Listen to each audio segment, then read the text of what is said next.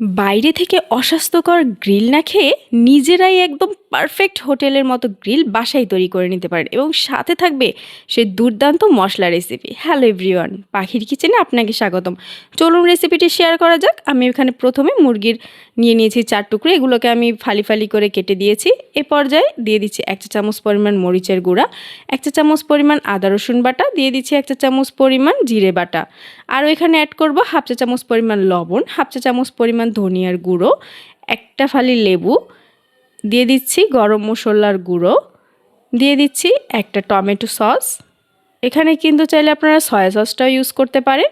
আরও এখানে অ্যাড করছি ঘরে ফেটিয়ে রাখা টক দই। এ পর্যায়ে আমি এখানে একটি ম্যাজিক মশলা দিয়ে দিচ্ছি, এটা দিলে কিন্তু টেস্টটা আরও বেশি বেড়ে যাবে।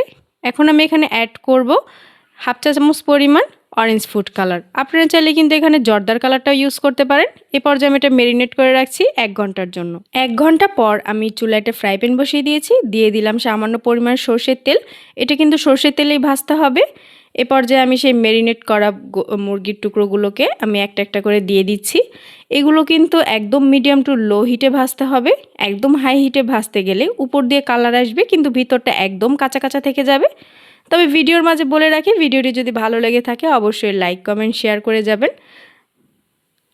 দেখুন আমি এগুলোকে খুব ভালোভাবে লাল লাল করে ভেজে নিচ্ছি। উল্টে পাল্টে এগুলো সময় নিয়ে একটু ভাজতে হবে, কিন্তু মুরগি ম্যারিনেট করে রাখা সেই মশলাটা কিন্তু একদমই ফেলে দেওয়া যাবে না, সেটা দিয়ে কিন্তু পরবর্তীতে কাজ আছে।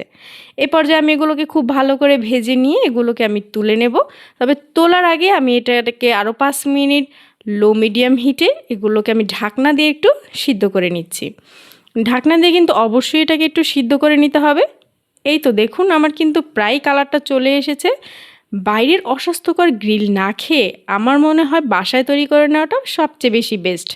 এগুলো আমি উল্টে পাল্টে একটু সিদ্ধ হওয়া পর্যন্ত অপেক্ষা করছি। এরপর যে আমার গ্রিলটা একদম রেডি, এখন কিন্তু আমি এটাকে চুলা থেকে নামিয়ে দিচ্ছি। তবে সেই তেলের ভিতরেই আমি এখানে মশলাটাকে, সে ম্যারিনেট করা মশলাটাই আমি এটা ধুয়ে সামান্য একটু পরিমাণ পানি দিয়ে এটাকে নেড়ে চেড়ে আমি সেই মুরগির এক্সট্রা মশলাটা তৈরি করে নিচ্ছি।